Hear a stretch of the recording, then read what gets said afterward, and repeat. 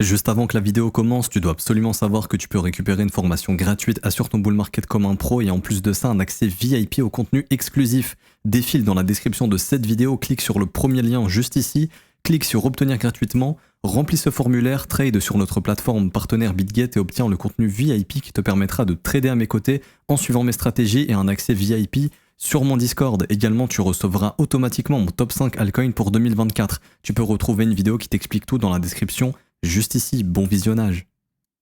Bonjour à tous, j'espère que vous allez bien. On se retrouve pour le brief du mardi 28 novembre 2023. On se fera un petit point Bitcoin, était rapide aujourd'hui et on se fera un point sur le Borg. Vous avez choisi le Borg en commentaire, donc je ferai le Borg aujourd'hui, le token de Swissborg. Bon, je suis conscient qu'on n'a pas tout l'historique ici, vous inquiétez pas.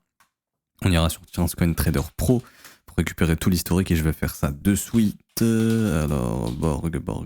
J'ai du mal à parler ce matin. Swissborg, CHSB peut-être. Non. Mince.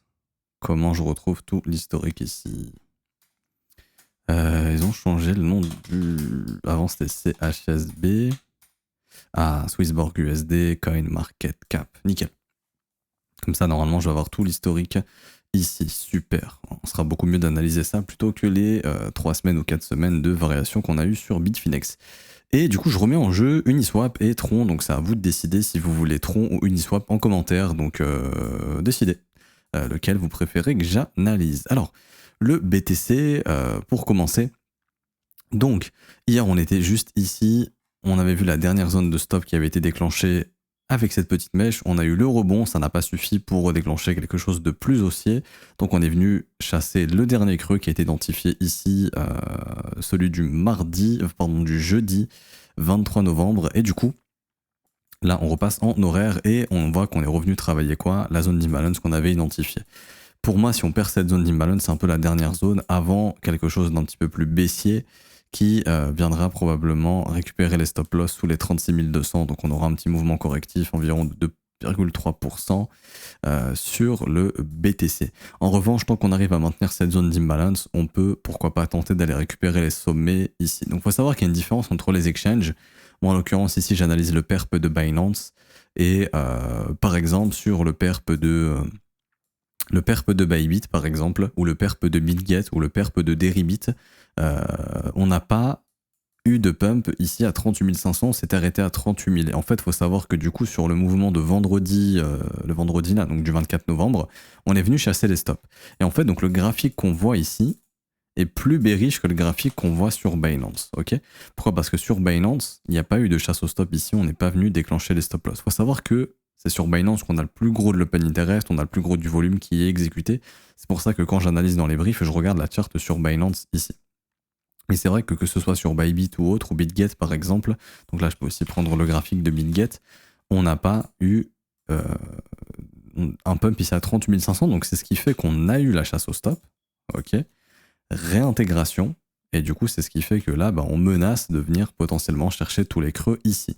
Quel serait le signal qui augmente les probabilités d'aller bouffer les creux? C'est de casser pour moi ce creux ici et ce creux ici. Au moment où le Bitcoin vient sous 35 600 et 35 300, là ça ouvre vraiment les portes parce que ce serait la première fois qu'on fait ça en fait, qu'on casse un des creux ascendants ici. Et donc à ce moment-là, là, vous voyez, par exemple, on a un creux qui est parfaitement égal à celui-ci. En fait, on n'a cassé aucun creux. Donc, au moment où on casse un des creux, pour moi, c'est un signal clair que le marché va aller s'attaquer à tous les stops qu'on a accumulés ici. Et bien sûr, il y a cette énorme zone d'imbalance ici qui nous attend. Ça ne veut pas dire qu'on va la combler totalement, bien évidemment. Généralement, le marché, quand il vient dans une zone d'imbalance, il peut s'arrêter à la moitié de celle-ci. C'est ce qu'on appelle, le seuil médian, qui là correspond à 31 400. Donc ce sera un mouvement correctif qui viendrait récupérer tous les stop-loss ici, au moins sous les 32 800 $. Et quand je vois le graphique ici, par exemple, sur BitGet, je me dis que, il y a eu la chasse au stop, réintégration. Maintenant, il y a ce qu'il faut si on casse ce creux des 35 600 pour aller faire ce mouvement correctif. En revanche, quand on regarde sur Binance, par exemple, là, on voit que les sommets ont été maintenus parfaitement ici. Il n'y a pas eu de chasse du sommet ici, et ça, c'est peut-être un niveau qu'on viendra chasser avant de faire ce fameux mouvement correctif. En tout cas, les niveaux sont les mêmes. Pour moi, le dernier creux daily qu'on voit ici ne doit pas sauter. S'il saute, là, donc 35 600, là, ça ouvre vraiment, vraiment, vraiment les portes à un mouvement correctif plus fort, en fait, plus important. Ok, on voit ici au niveau du momentum, divergence baissière. Bon, ça, on peut le voir avec nos yeux, mais avec le RSI, pour ceux qui ont un peu de mal, vous le voyez. Divergence baissière ici, cassure de la trendline majeure. Donc là, il y a vraiment eu une perte au niveau du momentum. Dernière chasse au stop qui a été faite ici vendredi, réintégration. Et donc ça, c'est généralement une pattern quand on a un sommet, deux sommets, trois sommets, un sommet, deux sommets, trois sommets qu'on chasse. On a même fait un quatrième sommet de chasse au stop. Ça accumule beaucoup de creux et généralement, on vient récupérer tout ça. Également, on peut voir une trendline ici qui s'est formée. Hein. Le jour où ça saute, ça viendra récupérer probablement tous les stops également. Pour l'instant, ce n'est pas encore le cas. Du coup, dernière zone pour moi à surveiller ici, c'est cette zone d'imbalance. Si on commence à la perdre, on ira chercher probablement 36 200 et voire même le plus bas de la semaine dernière à 35 600. Et là, ça ouvrirait les portes à un mouvement correctif plus fort. Pour moi, tant qu'on ne perd pas cette zone de prix, il est tout à fait possible d'aller chercher les 38 500 et par la suite, si on réintègre, là, avoir définitivement le mouvement correctif parce que c'est vrai que sur Binance, il manque cette chasse au stop qui a été faite sur les autres exchanges. Donc c'est un petit peu ça la subtilité et la différence. Je me rattache aussi à Ethereum que j'analyserai après, mais qui lui n'est pas venu chercher les stops. Je vais venir ici, je pense. Donc peu importe hein, qu'on prenne Bitget, Binance, le spot, le perp, etc. Lui, Ether, il n'est pas venu chercher les stops. Vous voyez là. Donc je me rattache à ça où je me dis que ce serait bizarre quand même d'avoir un retournement du prix, si jamais c'est le cas, ou en tout cas un mouvement correctif, sans avoir chassé les vendeurs. Ça serait un peu bizarre. Donc je me dis que c'est pour ça que c'est pas impossible que le Bitcoin aille chercher au-dessus des 38 500, malgré que ça ait été fait sur les autres plateformes, mais pas sur Binance, pour aller récupérer les stop-loss, et ça permettra aussi à Ether d'aller récupérer les stops, et après, si on réintègre là, avoir notre mouvement correctif. Ok ? N'oubliez pas également que les ETF peuvent arriver à tout moment, et quand ils vont arriver, on va le voir sur les graphiques, il y aura probablement de grosses bougies vertes qui vont se mettre en place, et c'est l'élément qui pourrait redonner du flux aussi à ce marché temporairement, même si ça ne dure pas plusieurs mois, ça pourrait durer quelques jours, parce que les médias vont en parler, donc on aura un peu les dernières personnes qui vont rentrer sur ce mouvement, qui vont se faire avoir probablement, ce qui donnera du flux haussier, et la smart money se servira probablement de cette liquidité pour sortir et vendre leur position. Ok ? Maintenant, ce que je surveille pour ce matin, on a le plus bas de lundi, généralement qui est chassé avant d'initier le vrai mouvement de la semaine. Ça veut dire qu'en gros, là, on continue de consolider comme ça, tac, tac, tac, tac. Dans l'après-midi, on vient chercher ce plus bas, on réintègre, et à ce moment-là, il y a ce qu'il faut pour initier le mouvement aussi, et pourquoi pas peut-être aller récupérer déjà cette zone de stop, 37 950 $, et pourquoi pas le sommet ici des 38 500 qui n'a pas été touché sur Binance, pour faire cette fameuse chasse au stop. Encore une fois, ça reste à voir. Ok. Si en revanche on chasse le Mandelo ici, donc le plus bas de lundi, le plus bas d'hier, et qu'il n'y a pas de réintégration, vraiment il n'y a pas de force, bon bah ça sera continuation baissière, et donc là il faudra s'attendre à une poursuite du mouvement baissier qu'on a ici. Ok.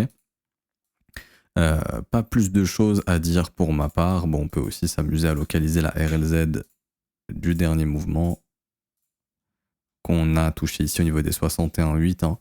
Mais sinon, en dehors de ça, je vois pas forcément d'autres choses à dire. On pourrait aussi s'attendre, pourquoi pas, à une petite déviation de ce creux avant de pouvoir se reprendre sans aller chasser le weekly low. Ce serait possible, parce que encore une fois, c'est ce niveau qui est extrêmement important. Donc on peut très bien aussi venir récupérer les stops là, et là, tenter de se reprendre pour aller chercher un plus haut et suivre la dynamique majeure qui reste toujours haussière. Vraiment, le dernier creux à surveiller pour moi, il est ici.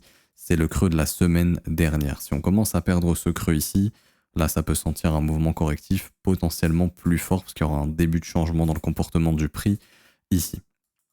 Pas plus de choses à dire pour BTC. Concernant Ethereum, c'est à peu près la même chose. On en avait parlé hier, on est venu chasser les stops, on avait identifié la zone de rechargement. On a aussi des zones d'imbalance qui traînent ici, donc c'est des zones de support que Ethereum est en train de tenir. Si on perd ces zones, ça sent justement la chasse du plus bas de la semaine dernière, des 1929 $. Donc ce que je surveille pour ce matin, pareil, c'est le plus bas de hier, donc le plus bas de lundi, qu'il soit chassé, et s'il est réintégré, pourquoi pas à ce moment-là initier vraiment le mouvement haussier qui ira récupérer tous les stops accumulés au-dessus des 2141 $. Et c'est vrai qu'on a beaucoup de stops aussi qui se sont accumulés sur cette descente ici. Je crois qu'on a aussi pas mal de liquidations qui se sont formées, si je dis pas de bêtises. Ça, c'est la heatmap d'Ethereum. Mais ouais, on commence à accumuler beaucoup de liquidations de 2040 $ jusqu'à peu près 2100 $ ici, ou sinon vous le voyez là, on commence à avoir un gros cluster de liquidation. Ça veut pas dire qu'on va venir le déclencher encore une fois, c'est juste voilà, une chose à garder dans notre tête, quelque chose d'assez intéressant sur ETH. Maintenant, la dynamique est toujours baissière ici, ce mouvement est toujours baissier, je ne vois pas encore de signal de retournement sur ce mouvement. L'éventuel signal, ce serait la chasse du plus bas d'hier. Et si on le réintègre, pourquoi pas cette fois-ci avoir la vraie direction haussière. Ça, encore une fois, on verra bien. Pareil, les niveaux à surveiller sur Ethereum. Pour moi, c'est aussi le dernier creux ici des 1929. Si on commence à perdre 1929, on ira aussi chasser, je pense, les stops des 1900 $. Et à ce moment-là, ça peut ouvrir les portes à avoir un mouvement correctif plus prononcé, qui serait corrélé avec le Bitcoin. Donc ça voudrait dire que Bitcoin aussi a perdu sa zone des 36 600 $ à peu près et qu'il se dirige aussi vers un mouvement correctif un peu plus profond. Pas plus de choses à dire ici pour aujourd'hui. Et donc on finit avec le Borg, donc le token de Swissborg qui a beaucoup été demandé. Alors, déjà, en termes de localisation, on est très bien, c'est-à-dire que on a un marché qui a retracé de 90%, je pense. Allez, si je prends pas la mèche 92, si je prends la mèche à peu près 94%, donc on est sur un prix qui est très intéressant. Ok. On est sur un graphique basique du marché crypto, c'est-à-dire grosse accumulation, première phase de pump, réaccumulation, dernière phase de pump et bear market. Ça, j'en parle dans la formation gratuite pour analyser les cycles. Donc ça, en fait, c'est ce que moi, personnellement, j'appelle le cycle de transition qu'on a avant chaque cycle haussier. Ça, c'est hyper important de bien comprendre ça. Donc, c'est le cycle de transition. On a le cycle de hausse, on a le cycle de baisse et on a un nouveau cycle de transition. Pour moi, on est dans ce cycle de transition. On a un marché qui range, clairement ici, hein, entre ces deux bornes. Et tant qu'on ne sort pas de ces deux bornes, le marché ne fera rien. Il restera dans ce cycle de transition, comme c'était le cas ici à l'époque, où on a bien consolidé pendant très longtemps, cycle de transition, jusqu'au moment où on a cassé, et donc là on a eu le début du cycle haussier. Okay, donc là on est dans ce fameux cycle de transition. C'est un cycle pour accumuler. Donc là quelqu'un qui achète ici fera une grosse plus-value probablement au prochain cycle haussier s'il y en a un. Bon, on part du principe qu'il y en aura probablement un. La plateforme risque de ne pas mourir, risque d'accueillir des clients, risque d'augmenter ses revenus au prochain cycle parce qu'il y aura de nouvelles personnes qui vont s'intéresser au marché crypto, qui vont chercher des plateformes et donc Swissborg attirera des clients probablement. Donc une raison justement d'avoir un pump du token. Maintenant, ce qui est vrai techniquement, c'est que, bon là je vais ignorer cette mèche parce que c'est vrai que c'est un peu relou.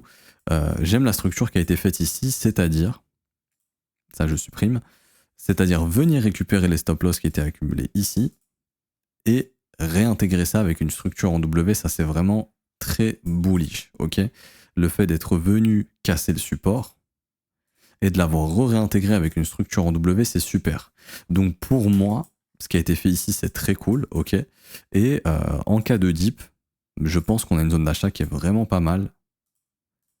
Ici, entre 61,8 et 78,6.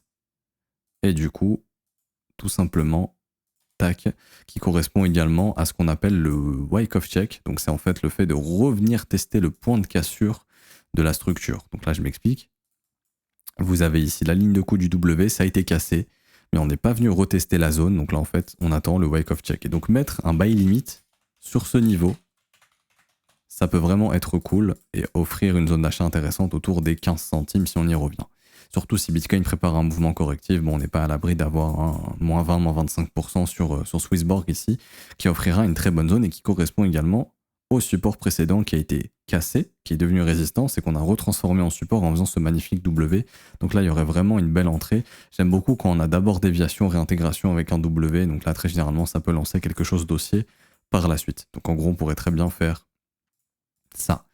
Retester ce niveau si on a un mouvement correctif.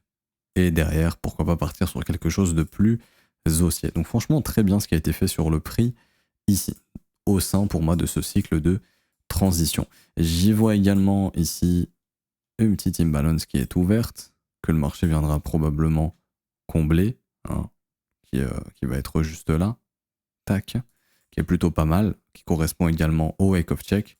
Donc ça, je vais essayer de changer la couleur. Voilà, c'est plutôt une zone intéressante. Et si jamais il y a des retracements plus profonds, à ce moment-là, il y a pareil cette zone qui sera hyper intéressante, qui sera entre 13 centimes et 14 centimes. Je pense qu'on a trouvé le bottom sur Swissborg, parce que pour faire un nouveau plus bas, il faudra faire moins 48% de baisse. Ça arrivera exclusivement si Bitcoin réintègre sa résistance ici des 31K. Si on valide le scénario rouge, on aura des plus bas sur Swissborg. Si on ne valide pas le scénario rouge et qu'à un moment donné, on a un pullback de cette zone et que ça tient, à ce moment-là, on aura tout ce qu'il faut pour continuer de pumper, ok.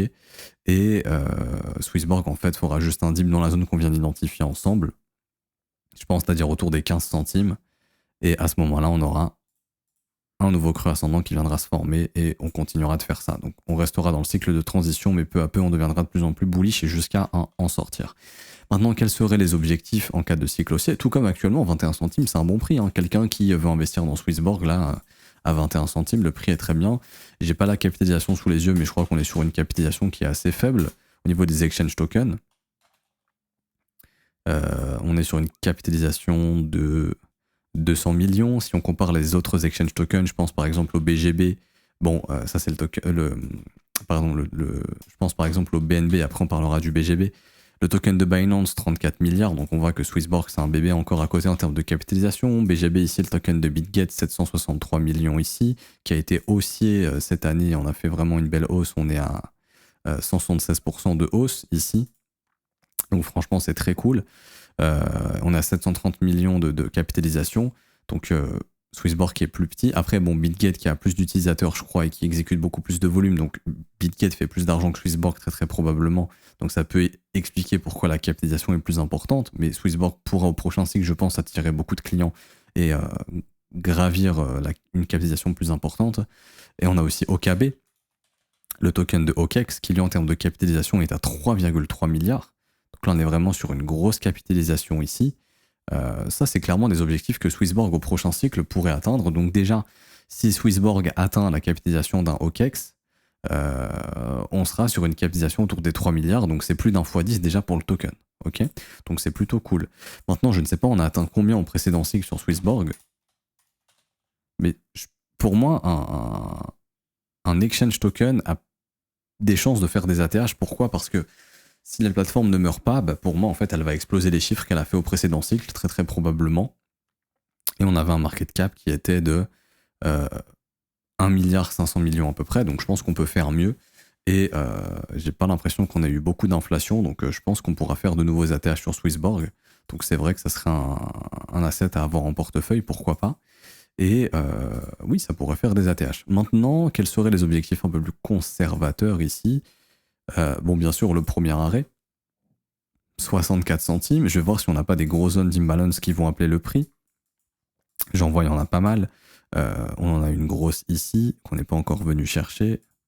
Là, hop. Donc ça serait une target entre 31 et 37. Après, il n'y a plus grand-chose, sincèrement, en termes d'imbalance. Non, on a tout ce qu'il faut ici en mensuel. Je passe en weekly. Peut-être qu'on a des zones assez intéressantes. Alors, j'en vois pas une grosse ici. Bon, il y a une toute petite imbalance ici, mais on s'en fout. Est-ce qu'on aurait laissé traîner quelque chose là? Non, ça a été comblé, ça aussi. On en aurait une ici, ça serait une zone intéressante. Si on fait pas d'ATH, bon pareil, on aura un objectif entre 1,18 et 1,27 en termes de target. Ça serait pas trop mal. Maintenant, si on fait un ATH, comme d'hab, moi les extensions qui m'intéressent, c'est 161,8 et 200% d'extension. Et donc là, en target, j'aurai entre 2,40$ et 3$ pour Swissborg. Donc là, on a 21 centimes. Donc bien sûr, il y aurait une grosse plus-value qui serait attendue. Il y a eu aussi un bon réveil au niveau du volume ici. Ça pourrait indiquer peut-être un début d'accumulation. Pourquoi pas? En tout cas, c'est très bien ce qui a été fait ici. Et qu'est-ce que je pourrais voir d'autre techniquement? Si on fait une structure comme celle-ci, tac, je pourrais calculer des niveaux d'extension 5,08, 6,28. Donc des niveaux d'extension assez intéressants. Là, il faut juste que je fasse reverse et je vais écrire 5,08 et 6,28 ici. Ce seraient des targets, pourquoi pas, qui nous ramèneraient du coup dans cette zone d'imbalance, en zone de rechargement de short entre 1,10$ et 1,33$. Donc je pense que ça a du potentiel. Je pense que la plateforme va survivre très très probablement. Comme je dis toujours, en tout ce qui est suisse, c'est très bon, donc je pense que c'est un moyen de survivre. Prochain cycle dit des nouvelles personnes, dit plus de revenus, dit donc un intérêt pour le token, très très probablement. Donc je vois les prix s'apprécier pour ces prochains mois et prochaines années en cas de prochain cycle aussi pour le marché crypto. On est dans cette phase de transition, c'est le moment où il faut investir probablement. Après là, c'est que de l'optimisation. C'est-à-dire, voilà, la zone, on va dire, des 13 centimes, 15 centimes, si elle est proposée, c'est vraiment un bon prix. Et si jamais Bitcoin réintègre un jour la résistance des 30K et qui finit vers les 24K, parce que ce sera la target, à ce moment-là, il y aura peut-être un plus bas qui sera déclenché et il faudra réacheter à nouveau la réintégration, c'est-à-dire tac. Et quand on réintègre, il faudra racheter à ce moment-là, tout simplement. Mais pour moi, on commence à rentrer dans cette phase de transition et on cherche des investissements long terme, tout simplement. Donc je m'arrête ici, j'espère que ça vous aura plu. Si c'est le cas, n'hésitez pas à laisser un petit pouce bleu, à vous abonner si ce n'est pas déjà fait. Également, vous pouvez rejoindre la formation et le contenu VIP gratuitement. Vous avez le lien en commentaire épinglé de cette vidéo. Donc c'est le premier lien en commentaire épinglé de cette vidéo. Obtiens ta formation et accède au VIP gratuitement pour trader à mes côtés. Vous avez le lien, donc ça c'est pour remplir le formulaire, et juste en dessous vous avez le tutoriel rejoindre le VIP et je vous explique qu'est-ce que le VIP et comment le rejoindre gratuitement. Donc ça c'est la deuxième vidéo, donc c'est le deuxième lien qui est dans le commentaire épinglé que vous verrez sur cette vidéo. Sinon vous avez toutes les informations sur le Discord également, donc rejoindre au VIP, je vous ai mis tous les détails ici et en l'espace de 3 jours vous pourrez accéder au VIP. Et du coup trader à nos côtés, avoir accès aux vidéos exclusives qui sont envoyées qu'aux membres du contenu VIP et également, comment dirais-je, assister aux lives qui sont faits par mon collègue qui vous explique tout sur ses stratégies et des concepts de trading qu'il explique dans ses lives et les répond aux questions. Également, n'hésitez pas, vous êtes les bienvenus, c'est gratuit. Je vous mets tout en barre d'infos ou en commentaire épinglé de cette vidéo, je vous ai tout montré. Et pour ceux qui veulent se former à mes côtés, avoir accès à l'école et faire partie de mes élèves, ça se passe pareil avec le lien en commentaire épinglé tout simplement. Donc c'est le lien rejoindre l'école, écoletronfzco.com. Vous cliquez sur ce lien, vous allez atterrir sur ce site web juste ici. Là, vous pouvez choisir votre abonnement, rejoindre l'école. L'école, pour faire simple, c'est un suivi quotidien de ma part avec un brief privé avec les élèves qui est fait tous les jours, qui dure environ 1h30 où je réponds à toutes vos questions.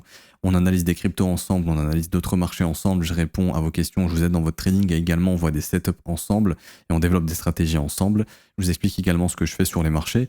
Également, vous avez accès à une formation de 19h qui a déjà été tournée, cours vidéo, donc 19h de cours vidéo plus cours écrit, examen, exercice, quiz qui vous permettent de valider vos compétences et par la suite d'apprendre tout sur l'analyse technique, l'order flow, analyse fondamentale, créer vos propres stratégies, comprendre la psychologie des marchés, votre propre psychologie, développer un bon mindset et savoir acheter et vendre au bon moment et éviter de faire des erreurs de débutant quand on commence le trading et aussi sur le long terme. Vous créez simplement un arsenal de traders qui vous permettra de bien performer sur les marchés. Tout ça, c'est dans la formation, en plus des briefs quotidiens privés que je fais avec les élèves. Vous aurez aussi un accès sur le Discord avec les professeurs, moi-même et les élèves avancés qui sont là pour aider les nouveaux à progresser. Vous serez dans un bon environnement pour progresser et bien préparer votre prochain bull market. Le lien, pareil, il est en commentaire épinglé comme je vous ai montré, école.neutronfzco.com. Vous êtes les bienvenus, c'est sans engagement, vous pouvez annuler le renouvellement quand vous le souhaitez et tout est dispo en rediffusion si vous n'êtes pas disponible le matin, ok ?